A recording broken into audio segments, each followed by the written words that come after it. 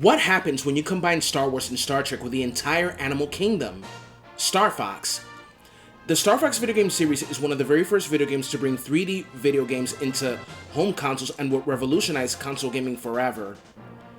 Since 1993, Star Fox has become one of Nintendo's most successful titles next to the Mario, Zelda, and Metroid series of games. Now, many people debate about the ambiguity of this timeline as Nintendo has not provided a single definitive timeline for this series, allowing for so many fan theories and interpretations. Some would suggest that the timeline of this series is like The Legend of Zelda's branching timeline.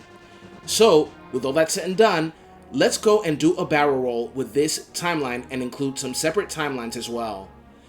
But before we begin, I must say that the Star Fox Zero, and Star Fox 64 are pretty much the same story, except that the latter is a reboot of the first game. Okay, so I will call Star Fox and Star Fox 2 the Argonaut software timeline, just so that there is no confusion. Pre-Star Fox. The Lilat System, a system with a small group of planets that enjoyed many years of peace and prosperity. But then, everything changed when Andros came into the picture. He was once a brilliant scientist dedicated to biotechnology, but when he became twisted and void of morals, he went mad. One day, he created a secret weapon and unleashed it on the residents of Corneria, damaging many cities. General Pepper then captured Andros and was successful in exiling this maniacal scientist to the barren, deserted planet, Venom. 5 years later, strange activities came from planet Venom, which were disturbing. General Pepper had sent 3 members of the Star Fox team to investigate.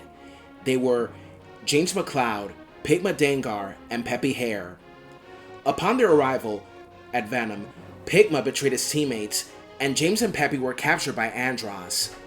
Peppy barely escaped Venom and returned home to tell James' son, Fox, about his father's fate. As the years passed, Andros, consumed with hatred, declared war and invaded the Lilat system and is trying to take over Corneria. General Pepper knows that the Cornerian army cannot do this alone and has turned to a new Star Fox team led by Fox McCloud, son of James and a gifted pilot. The team also consists of Peppy Hare, second in command and mentor of Fox, Falco Lombardi, an ace pilot, and Slippy Toad, the youngest and brightest mechanic.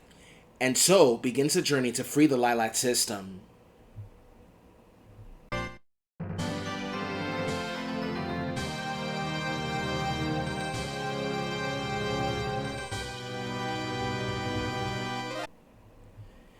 The Great Fox approaches the planet of Corneria when General Pepper contacts Star Fox to warn them that Andros has declared war and invaded the Lilat system and is trying to take over Corneria.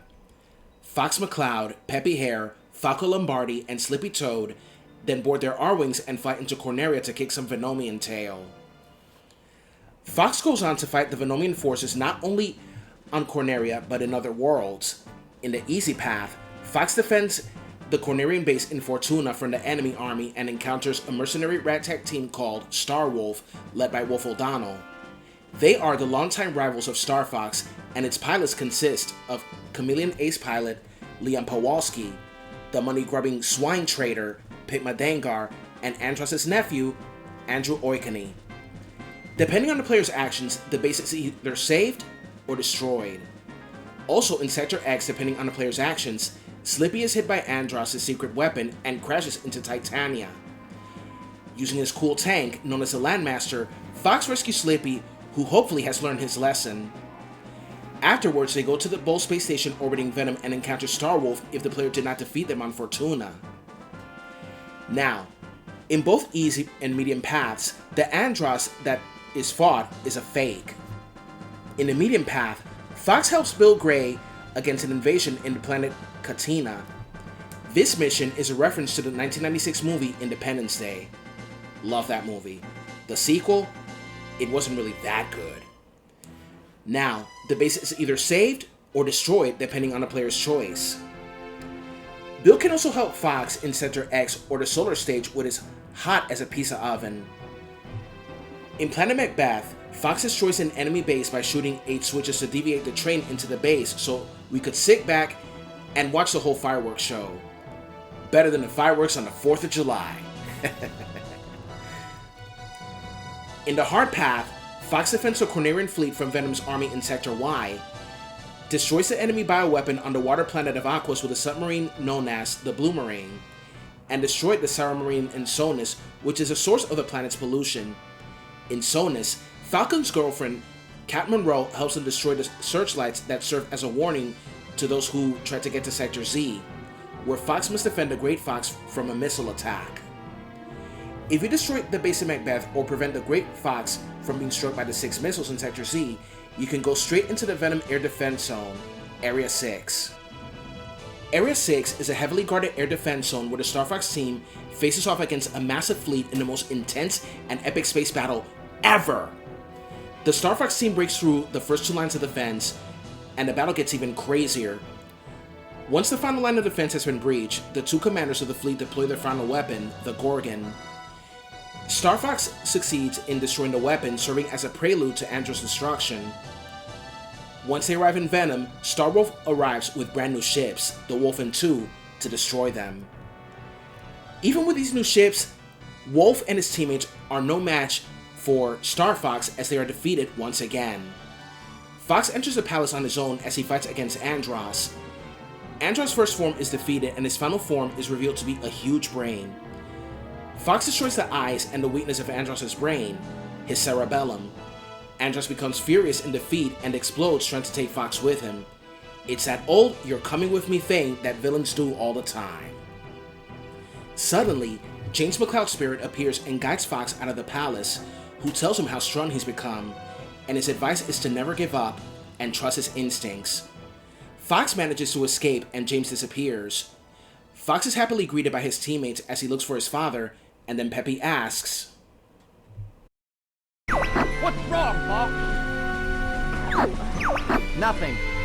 Nothing's wrong." Star Fox returns to Corneria, where they are commended by General Pepper and invites him to join the army of Corneria. Fox says no, as he and his team prefer to do things their own way and leave Corneria in search of a new adventure and money to make. He leaves his paycheck to Andros, who is shocked at how much he has to pay them for all the units taken down. What?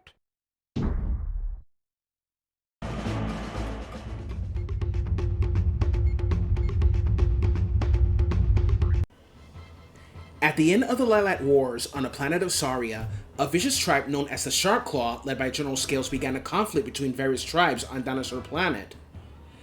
8 years later, a vixen called Crystal received a distress signal sent by a dying Earthwalker after the palace has been conquered by the Sharp Claw, and that various landscapes of Saria were separated from the planet after General Scales removed the sacred spell stones from the Force Point temples. The Krasoa spirits are the key component in reforming the planet and saving it, as well as the Lilat system from further destruction. The Lilat system has been enjoying a long period of peace after Andros' defeat. Unfortunately, our heroes are broke since they have no funds to fix a Great Fox, since there are no battles to fight anymore. It is also known that Falco and Fox had a feud, and the former left the Star Fox team. But then he comes back to rejoin the team later on. General Pepper contacts them about the troubles in planet Saria. He helps a little Triceratops named Tricky and helps liberate planet Saria and saves Crystal as well. Crystal is a fighter with telepathic powers and is the love interest of Fox. Speaking of Crystal having telepathic powers, it's kind of like Deanna Troi from Star Trek The Next Generation. It turns out that the resurrected Andros is behind the whole scheme, and Fox defeats him once again, and this time that evil simian is gone for good.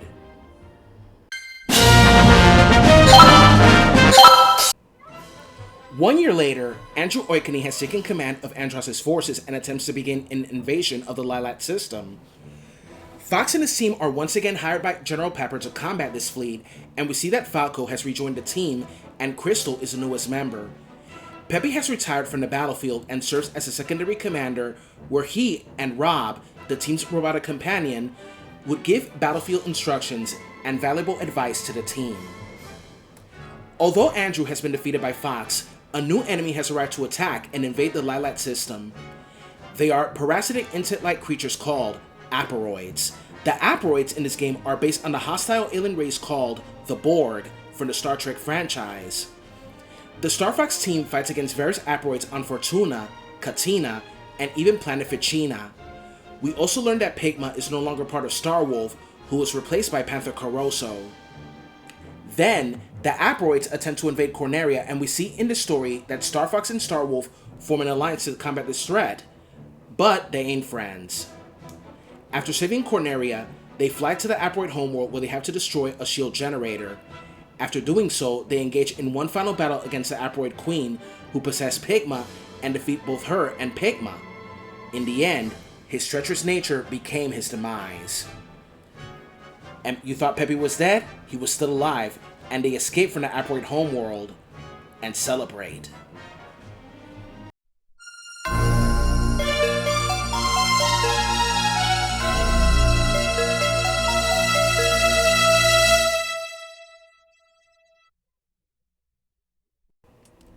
Now this is where it gets really confusing.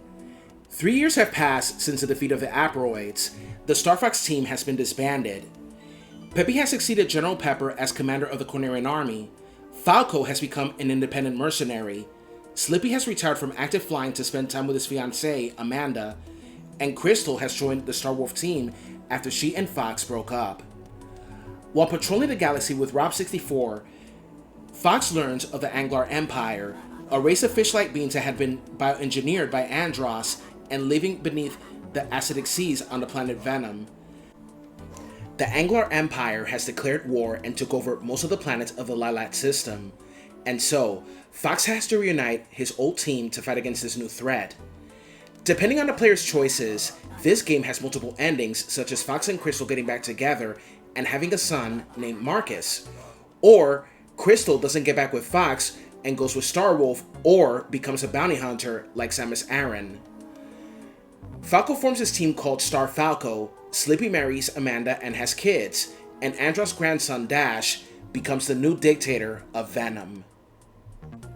According to Dylan Cuthbert and Takaya Imamura, if the storyline was continued, it would start in the middle, not relying on any of the game's endings. Imamura expressed a personal desire to end Fox's story with Command, leaving the true ending up to the player's interpretation and instead exploring other periods in the timeline for future installments, such as a prequel to Star Fox 64 or even a direct sequel set between it and Star Fox Adventures. Could have been interesting. As for Cuthbert, he stated in Reddit that canon is something the fans like to try and follow, but Command was meant to be an alternate timeline kind of game, hence the choices you make. It let us have a lot more fun with the characters. As said at the beginning of this talk of the Star Fox timeline, people still debate about it to this day, as Nintendo has not declared an official timeline.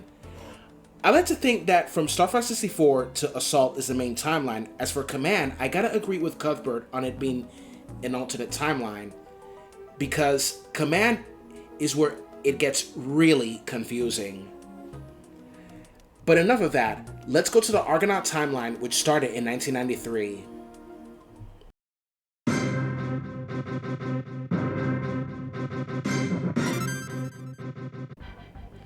Andross invades the Lilat system by conquering many of its planets and installs space stations in different sectors of space, even on a giant meteor.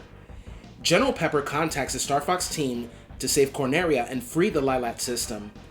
Fox destroys many of Andross' forces in Corneria, attacks the Space Armada and destroys the atomic base, saves Titania from a climate crisis by retaking the weather control from the Venomian forces, defeats the evil monarch Dodora in Fortuna, and destroys a space station in Sector Z known as the Atomic Base. After that, Fox goes to Venom and defeats Andross, and after that, he goes back to Corneria and celebrate.